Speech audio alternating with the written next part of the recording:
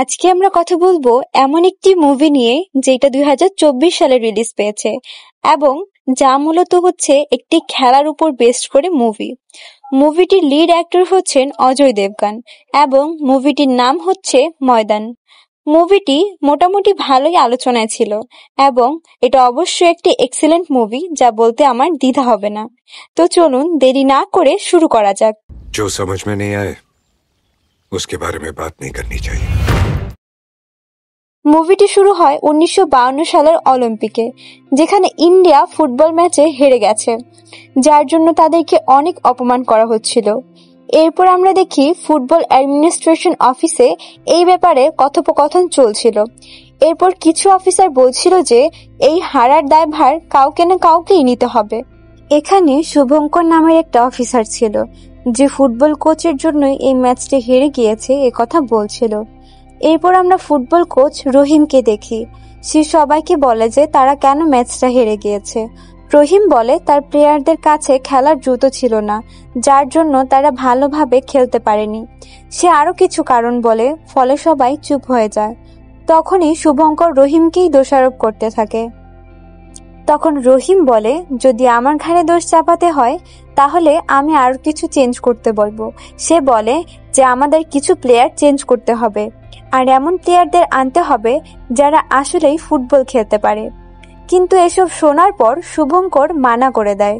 এরপর আমরা জানতে পারি শুভঙ্কর একজন বাঙালি ছিল, এর জন্যই সে চাইতো যে বাঙালি প্লেয়ারদের তাদের টিমে বেশি থাকুক। কিন্তু রহিম তাকে বলে যে সে ইন্ডিয়ার জন্য টিম বানাচ্ছে, বেঙ্গলের জন্য না।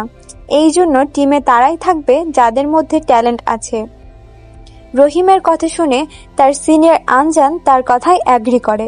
এর জন্য সে রহিমকে পারমিশন দেয় যে সে নিজের ইচ্ছা মতো টিম বানাতে পারে। এরপর এটা শুনে রহিম অনেক খুশি হচ্ছিল, কিন্তু শুভঙ্কর মনে মনে অনেক রেগে গিয়েছিল। এরপর রহিম নিজের ঘরে চলে যায়। সেখানে তাকে দেখে তার পরিবারের সবাই অনেক বেশি খুশি হয়ে যায়, কারণ রহিম অনেকদিন পরে তার ঘরে এসেছিল।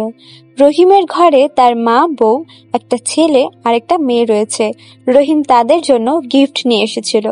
এরপর আমরা জানতে পারি রহিম বই পড়তে অনেক ভালোবাসতো, আর সে তার ছেলে মেয়েদের বই পড়ার জন্য ফোর্স করত। কিন্তু তার ধূমপান করার একটা বাজে অভ্যাস ছিল। তার বউ তাকে সবসময় ধূমপান করার জন্য বিরত থাকতে বলতো, কিন্তু রহিম তার কথা শুনতো না।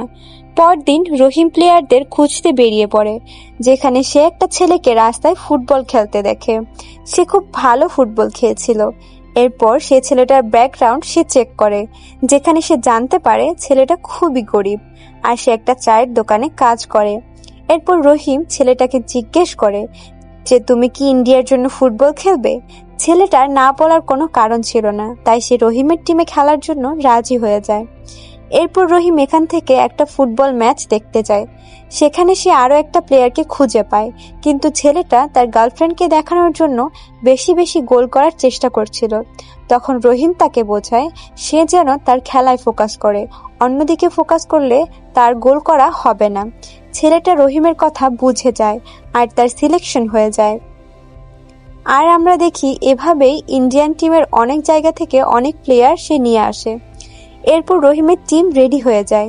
একদিন তার দেখা হয় রয় চৌধুরী নামের একটা লোকের সাথে।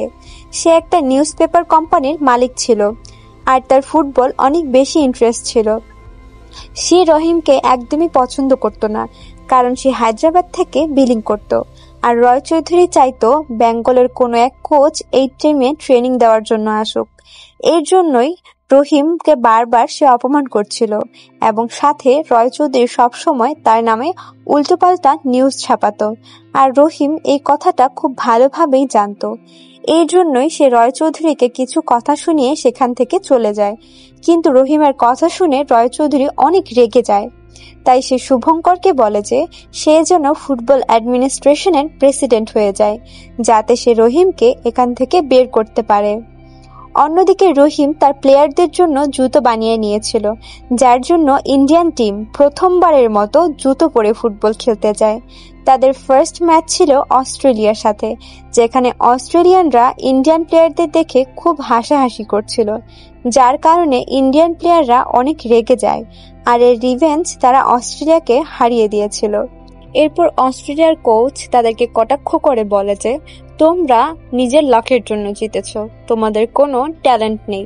কিন্তু রহিম তাদেরকে বলে যে, তোমাদের প্লেয়ারের মূল ফোকাস ছিল আমাদের প্লেয়ারদের ইনসাল্ট করার। যদি গেমে মূল ফোকাস থাকতো তাহলে তারা ভালোভাবে পারফর্ম করতে পারতো, আর আমরা লাকের জন্য জিতিনি, আমরা প্র্যাকটিস করে জিতেছি। এরপর সে অস্ট্রেলিয়ার কোচকে আরো বলে যে সবার আগে তাদের একে অপরকে রেসপেক্ট করা উচিত, তাহলে তারা ভালোভাবে খেলতে পারবে।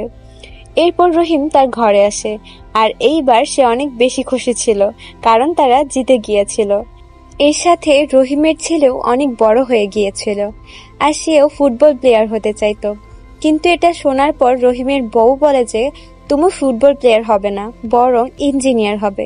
সে বলে তার ছেলে শুধু এই জন্যই ফুটবল প্লেয়ার হতে চায় যাতে তার বাবা তার উপর প্রাউড ফিল করতে পারে। এরপর রহিম তার ছেলের সাথে কথা বলে, সেখানে তার ছেলে বলে সে কোনো মতে ফুটবল খেলা ছাড়বে না। এর জন্য পরের দিন রহিম তার ছেলের খেলা দেখতে যায়।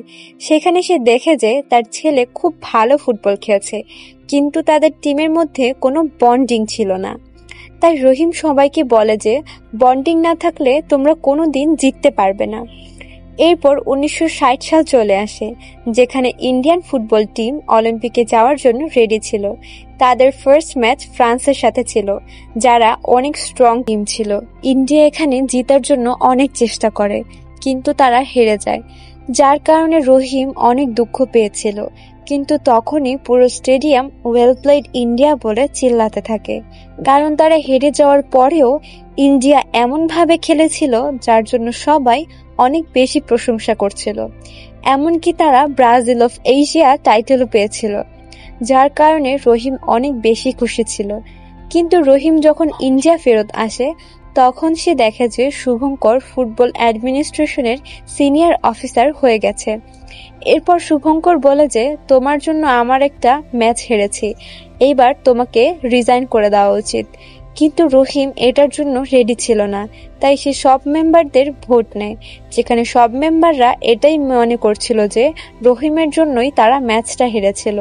কিন্তু রহিম সবাইকে বোঝানোর চেষ্টা করে যে তারা হারার পর পুরো স্টেডিয়াম তাদের প্রশংসা করছিল। কিন্তু শুভঙ্কর তার একটা কথাও শোনে না, কারণ রয় চৌধুরী তাকে এর জন্যই সিনিয়র বানিয়েছিল, যাতে সে রহিমকে এখান থেকে বের করতে পারে। আনজান এখানে রহিমকে সাপোর্ট করার চেষ্টা করছিল, কিন্তু সে একা কিছুই করতে পারবে না। এরপর রহিমকে এখান থেকে বের করে দেওয়া হয়, আর ইন্ডিয়ান টিমের জন্য একটা নতুন কোচ অ্যাপয়েন্ট করা হয়। এরপর হঠাৎ রহিমের শরীর খারাপ হয়, তারপর সে হসপিটালে গিয়ে জানতে পারে তার লাং ক্যান্সার হয়েছে, আর তার হাতেও আর বেশি দিন সময় ছিল না। আর এটা জানার পরেও সে স্মোক করা বন্ধ করে না, সে স্মোক করা কন্টিনিউ করে যায়। এরপর সে তার বউকে বলে যে তার কাছে যতটুকু টাইম আছে সে তার ফ্যামিলির সাথে সেই টাইমটা স্পেন্ড করতে চায়। এরপর এভাবেই দেখতে দেখতে 2 বছর কেটে যায়, যেখানে ইন্ডিয়ান টিমের পারফরমেন্স আগের থেকে অনেক খারাপ হয়ে গিয়েছিল। ইন্ডিয়া পরপর ফুটবল ম্যাচ হেরেই যাচ্ছিল, যে জন্য রহিমেরও অনেক মন খারাপ ছিল। রহিমের অবস্থাও দিন দিন বেগতিক হচ্ছিল, যেটা দেখে তার বউরও খুব খারাপ লাগছিল। এর জন্য সে রহিমকে বলে যে এইভাবে বসে মৃত্যুবরণ করার চেয়ে সেটা করো যাতে তোমার স্বপ্ন পূরণ হতে পারে। এরপর এটা শুনে রহিম বুঝে যায় যে তার এখন কি করা উচিত। এরপর সে ফুটবল অ্যাডমিনিস্ট্রেশন অফিসে যায় আর শুভঙ্করের সাথে দেখা করার চেষ্টা করে, কিন্তু শুভঙ্কর জেনে বুঝে তাকে অ্যাভয়েড করছিল, তার সাথে দেখা করছিল না। এরপর আমরা জানতে পারি যখন থেকে রহিম এখান থেকে বের করে দেওয়া হয়, তখন থেকেই তাদের ফুটবল প্লেয়ারদের উপর কোনো নজর ছিল না, যার কারণে টিমের পারফরমেন্স অনেক খারাপ হয়ে গিয়েছিল। এরপর রহিম আনজানের কাছে যায় আর তাকে বলে তার লাং ক্যান্সার হয়েছে, তার কাছে বেশি টাইম নেই, তাই সে একটাই চান্স চাইছে যাতে সে এশিয়ান কাপ জিতে তার স্বপ্ন পূরণ করতে পারে। আনজান তার কথা শুনে তাকে ফুটবল অ্যাডমিনিস্ট্রেশন অফিসে নিয়ে যায়, যেখানে সে সবাইকে বলে যে রহিম তাদের টিমের জন্য অনেক করেছে আর সে যাওয়ার থেকে টিমের অবস্থা খুবই খারাপ হয়ে গেছে। সবাই আনজানের কথা সাপোর্ট করছিল, এর জন্য সবাই মিলে রহিমকে ফুটবল কোচ বানানোর ডিসিশন নেয়। এই সময় রহিম অনেক বেশি খুশি ছিল। অন্যদিকে প্লেয়াররা যখন জানতে পারে যে রহিম কোচ হিসেবে আবার ফিরে এসেছে, তারাও অনেক খুশি হয়ে যায়। এরপর রহিম তাদের ট্রেনিং দেওয়া শুরু করে। এখন তাদের একটাই গোল, যে তাদেরকে এশিয়া কাপ জিততেই হবে। কিন্তু তখন তারা জানতে পারে যে ইন্ডিয়ান টিম এশিয়ান কাপ খেলতে পারবে না, যেটা জানার পরে সে একটু শক ছিল।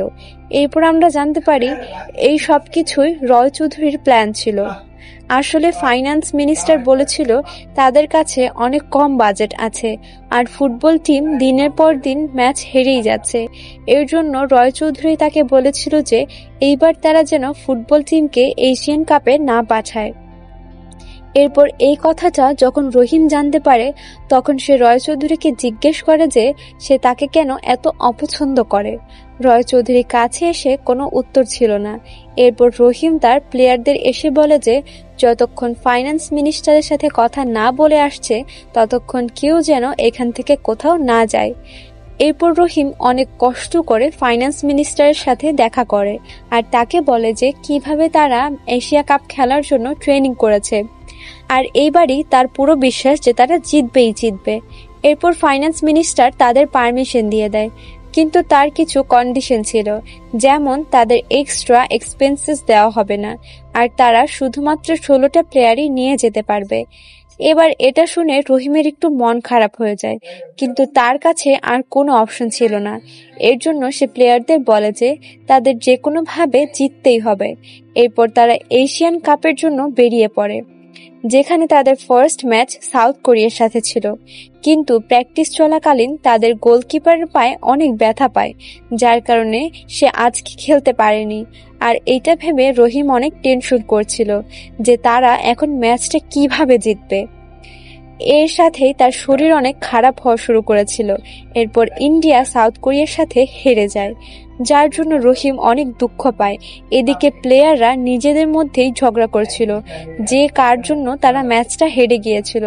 কিন্তু তখনই এখানে রহিম চলে আসে আর সবাইকে বলে যে একে অপরের উপর দোষারোপ না দিয়ে একসাথে একটা টিম হয়ে খেলো। এরপর তার একটা প্ল্যান বানায় যাতে তারা নেক্সট ম্যাচটা জিততে পারে।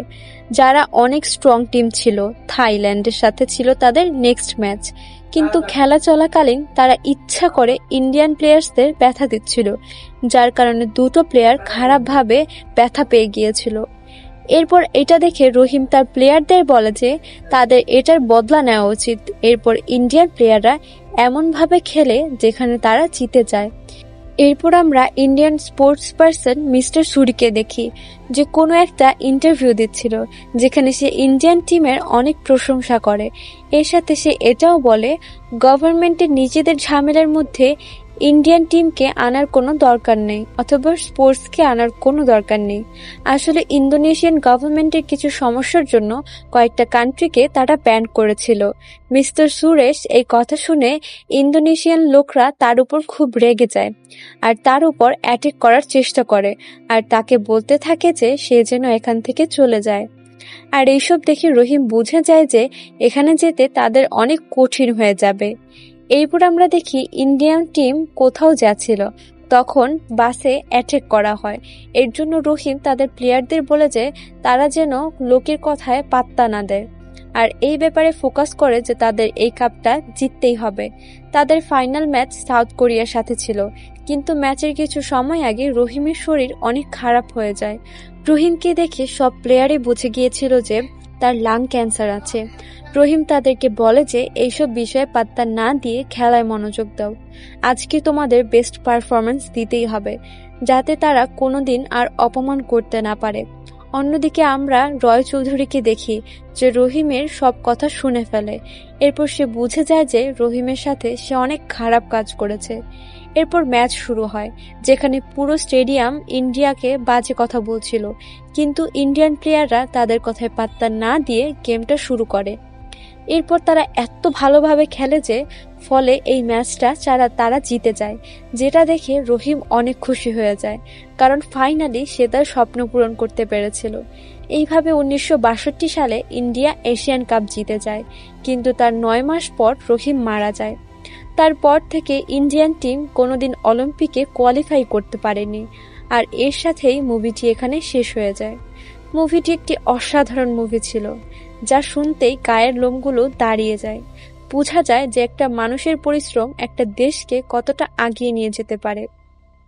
একটা মানুষ একটা দেশের জন্য কতখানি করতে পারে, তাহলে আমরা সবাই মিলে একটা দেশের জন্য কতখানি করতে পারবো।